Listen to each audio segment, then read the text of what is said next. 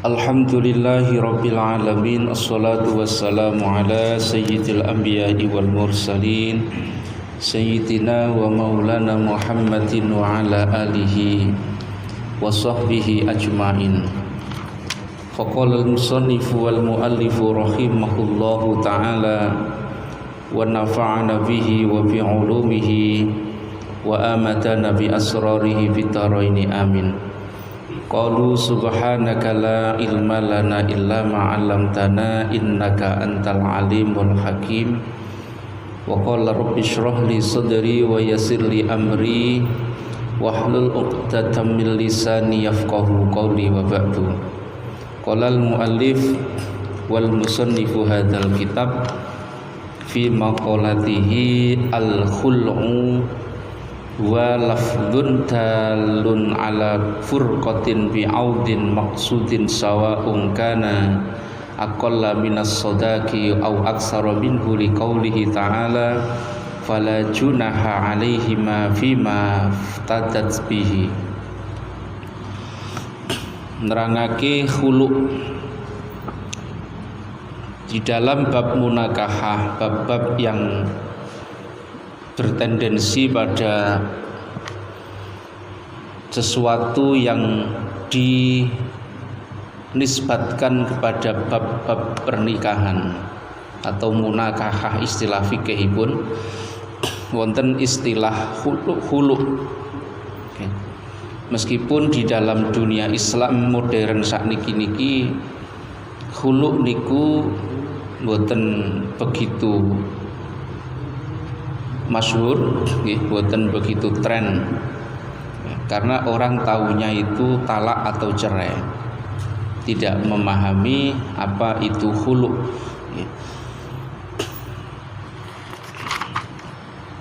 Khulu ialah sesuatu ucapan yang menunjukkan atas adanya perceraian dengan memberikan pergantian yang dimaksudkan dan wajib diberikan oleh istri kepada suaminya, baik pergantian itu jumlahnya atau nilainya lebih sedikit atau lebih banyak daripada mas kawin.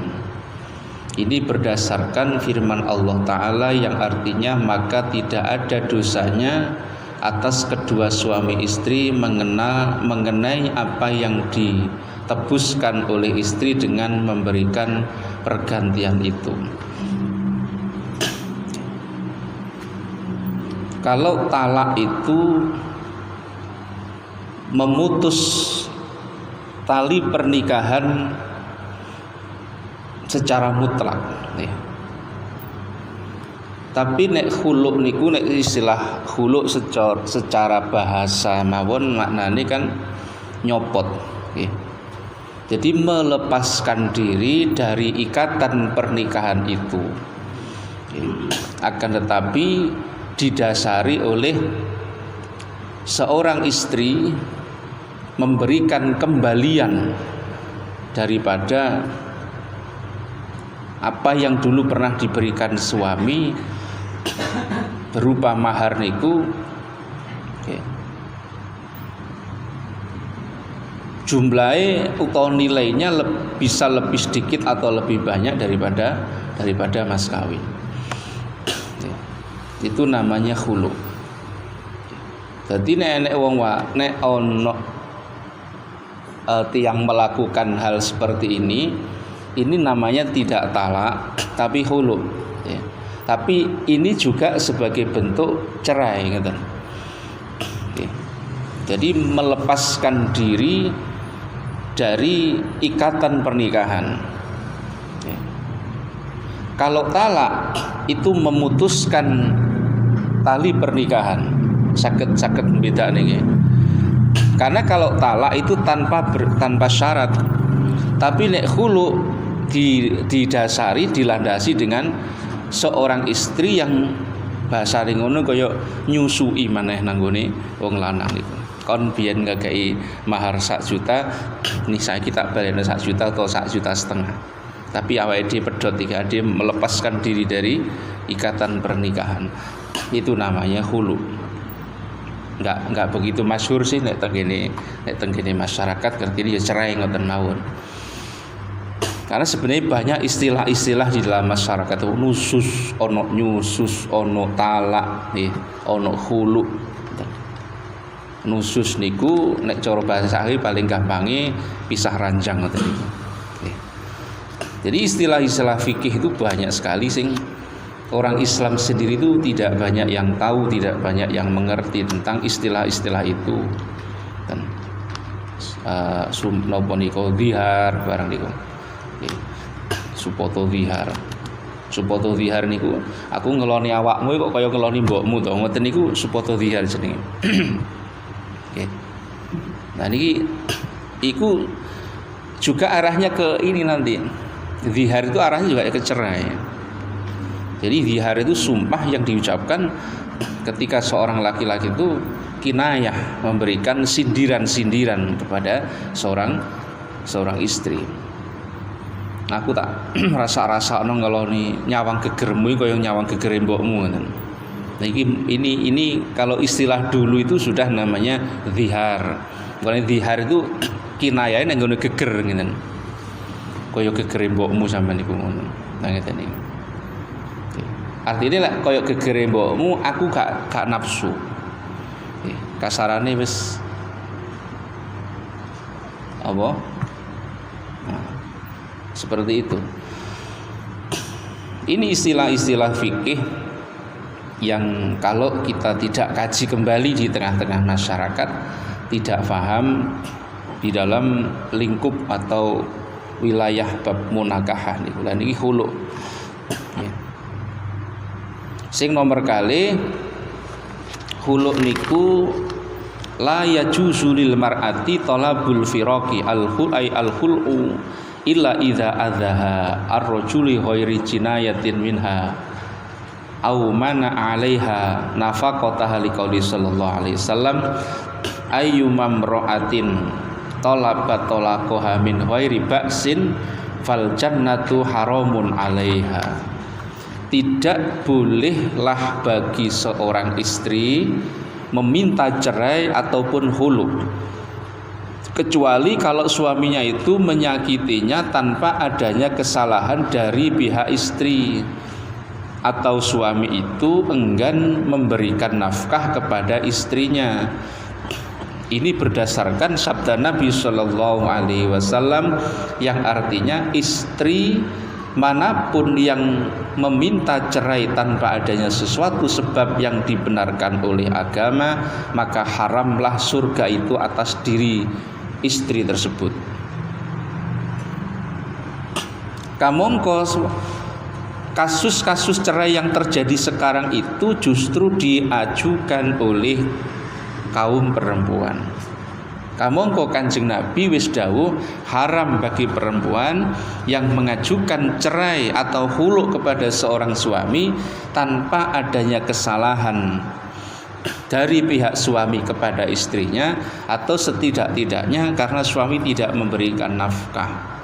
Saiki ngekai nafkah tapi mungkin kurang gagah. Biyen wis rumangsa pas mergo sakniki istri niku kakean pola, akhire padha golek wong liya. Akhire megat suami tanpa prosedur agama yang benar. Ngeten iki diancam jari Kanjeng Nabi wong wedok sing bakale haram mlebu nang neraka, napa mlebu swarga. Ya. Sama tinggali kasus-kasus tegene pengadilan agama itu ya, mayoritas itu yang gugat adalah seorang perempuan. Dengan alasan inilah, dengan alasan itulah, atau sebenarnya tidak ada alasan tapi golek-golek lah kan. Ya meskipun di antara mereka memang ada yang benar-benar berstatus masalah dalam konteks bermasalah. Ya. Tapi di dalam pengadilan agama itu kan ada namanya penasehat pembina pernikahan dan perceraian. Jadi P4 itu masuk, entah sekarang itu masih aktif napa mboten. Yang setiap kalau ada orang cerai itu di netralno dhisik oleh yang namanya niki lembaga penasehat nggih, pembina pernikahan dan perceraian iku mboten langsung di ACC. Jadi di mediasi sebenarnya ada apa? Apakah ini memungkinkan untuk disambung kembali ataukah bagaimana? Saiki masalahnya kan wong iku jalan depan terlalu susah, lewat jalan belakang lek ngoten ta. Yo lewat jalan belakang itu tanda tanya besarnya itu sah napa mboten? Apakah hanya diterbitkan akte cerai tanpa adanya prosedur sidang yang benar atau bagaimana? Kalau sistem itu yang dipakai adalah hanya menerbitkan surat cerai, sedangkan tidak ada sistem sidang yang dalam arti sidang itu sebagai iwat pengganti pengguguran talak satu karena pelanggaran sihah taklek, maka mengeluarkannya akte cerai dari pengadilan agama itu dianggap tidak sah. Berarti podo karo wong loro ku durung cerai nek dirabi wong lanang maneh iki haram. Menelitinya sampai kok kene agama niku. Hati-hati aja hanya berdasarkan iki lho akte cerai. Ya iso ae tuku kan gitu. Ngeten. Jadi ngeten. Karena kita sedang berbicara tentang cerai. Nggih. Di dalam buku nikah, akte nikah atau buku nikah, nyebutnya di Indonesia itu repot memang gitu. Jadi ono kartu keluarga bentuknya surat, surat bentuknya kartu, ingat tentang Indonesia ini. SIM ini pula surat izin mengemudi bentuknya apa? Kartu. Lek kakak itu kan kartu jenenge, tapi bentuknya surat. Banyak ruwet ngene. Nah, di dalam buku nikah niku, sing gampang nih buku nikah ngoten mawon. Itu dituangkan namanya sihah taklek. Sihah itu bahasa, taklek yang digantungkan.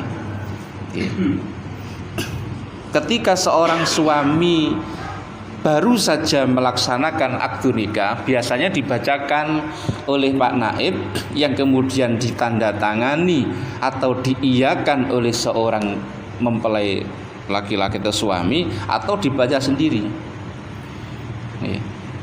Bunyi sihah taklek.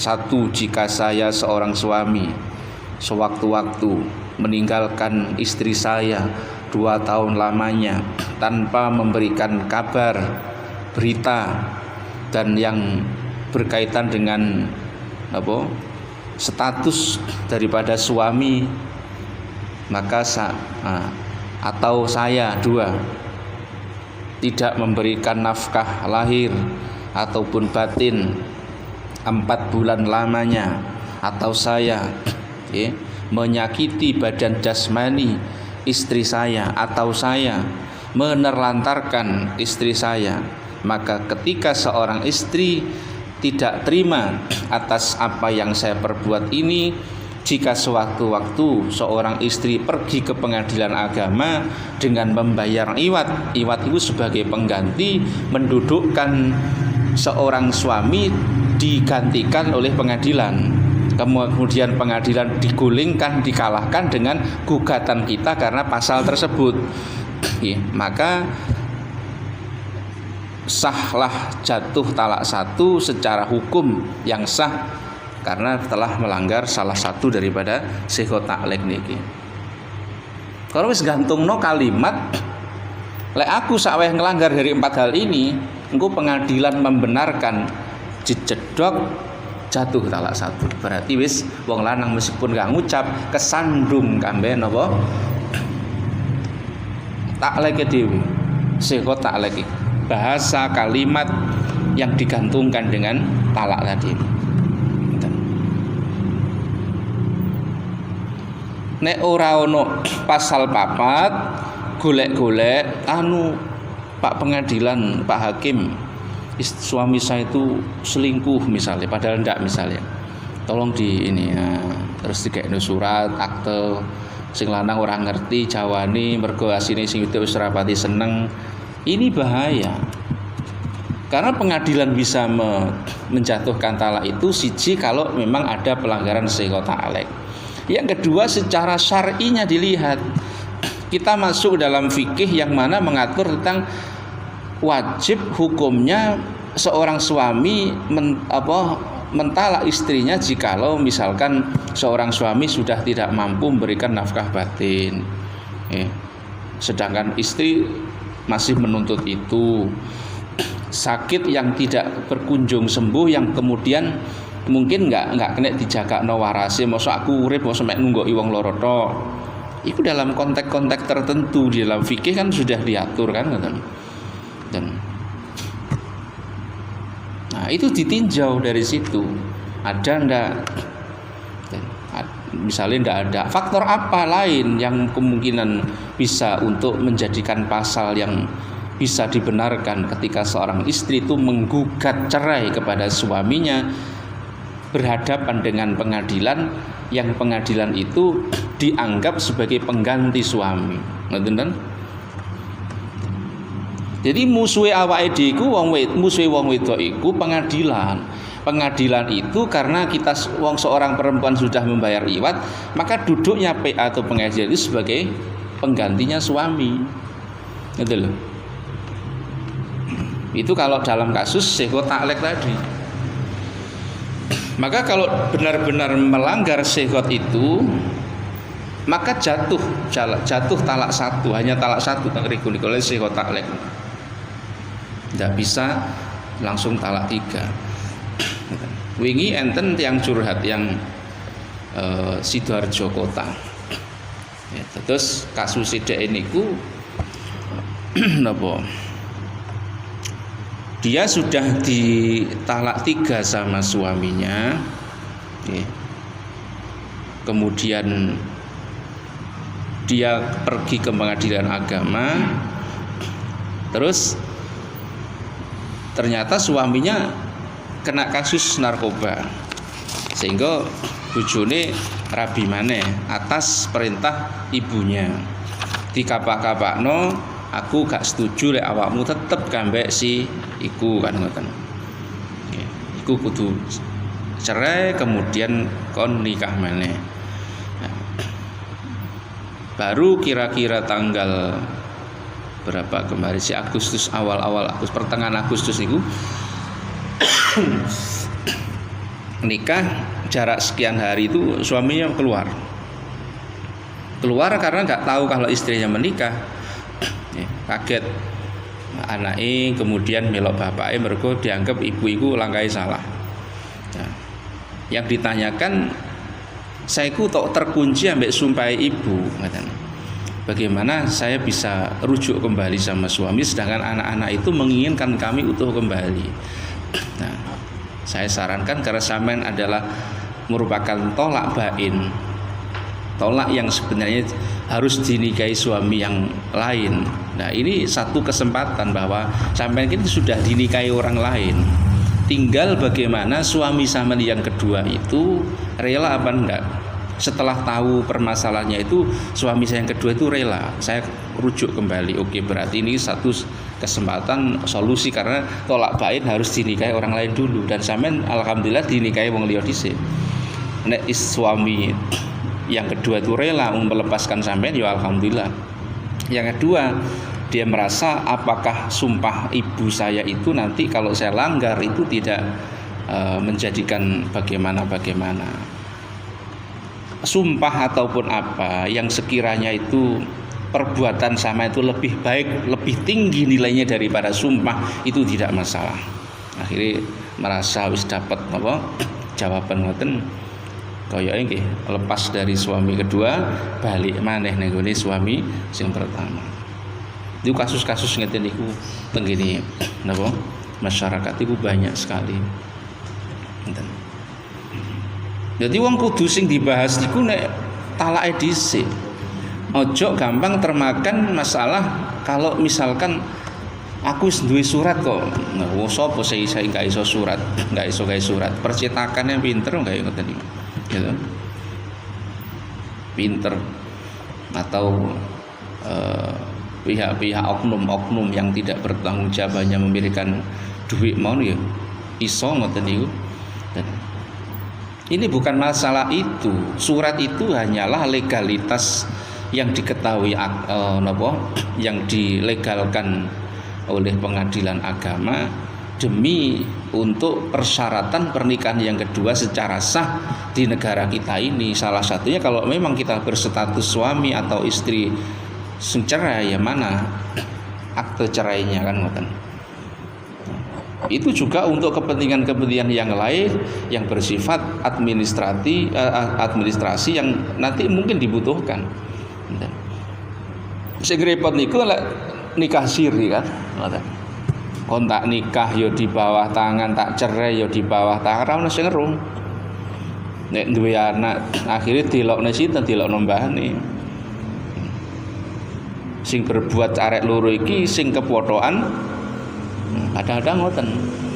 Ini kalau kita tidak di tengah-tengah masyarakat itu seperti itu.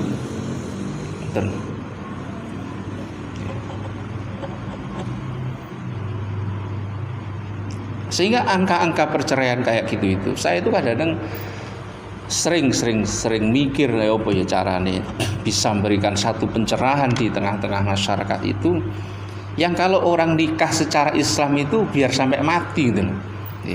Kalau memang tidak ada kendala-kendala syar'i maksud kula ngoten. Jangan sampai nikah itu seolah-olah hanya sesuatu apa istilahnya pelarian, simbol mawon. Ya gara-gara kula nanti ngomong guyon ana lagu mending tuku sate mending timbang tuku wedhus niku lho. Iku ono fenomena nikah itu menjadi pelarian akhirnya ngoten. Gitu. Kan karena apa ya, ketubruk dhisik baru nikah. Itu. Ini yang terungkap saja mulai banyak, apalagi yang tidak terungkap, karena orang pasti menyembunyikan yang namanya aib seperti ini.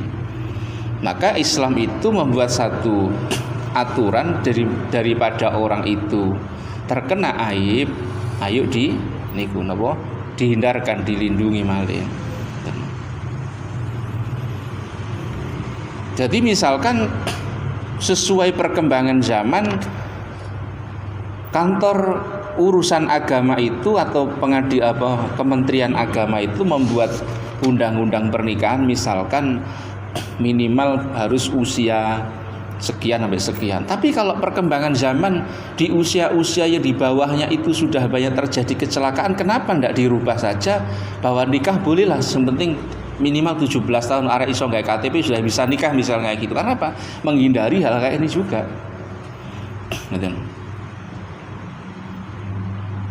Karena mikir aku nikah sah sih kurang sakmene tahun misalnya. Tapi bener-bener kebelet iki piye iki? Emergency misalnya ngoten. Ya. Nah, karena undang-undang itu dibuat kan karena melihat satu kasus kan ngoten. Ya, melihat satu kasus. Seperti itu. Tadi saya juga ada semacam tanya jawab tentang masalah napa iku. Pak tanya apakah suara perempuan itu aurat kan. Ya, sebelum saya jawab secara fikih yang sudah berkembang khususnya di Indonesia, alangkah baiknya sampean takjak berbicara tentang sejarah munculnya kenapa suara kemudian dijadikan sebagai bagian daripada aurat perempuan. Zaman orang mana? Saya orang Indonesia, lahir di Indonesia, besar di Indonesia. Oke. Kenapa sampai kemudian suara itu dijadikan bagian daripada aurat? Tentu adalah tendensinya atau tolak ukur ini mesti tentang daerah Timur Tengah waktu ini teng Arab. Orang Arab itu cantik atau tidak cantik di waktu itu kan tidak bisa terlihat. Mergo semua pakai cadar. Sehingga wong lanang-lanang iku niteni ayu ndak iku pakai suara sudah bisa. Suara ini mesti ayu wong itu loh. Suara ini mesti seksi wong ngoten. Sehingga waktu itu dikatakan bahwa suara perempuan itu sebagai bagian daripada aurat.